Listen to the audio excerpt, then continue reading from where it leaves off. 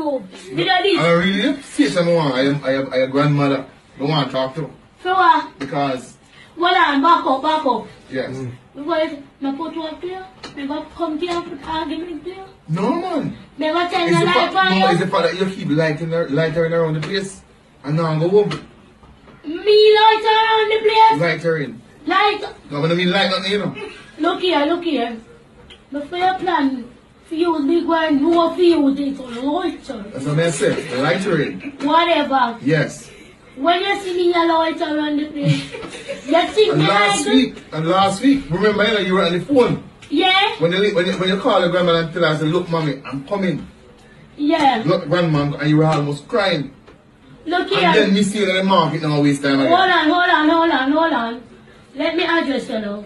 You saw when you see me, my granny, and me never did almost cry. I worry. And she wanted it. And to all she had to me think that's not me to her.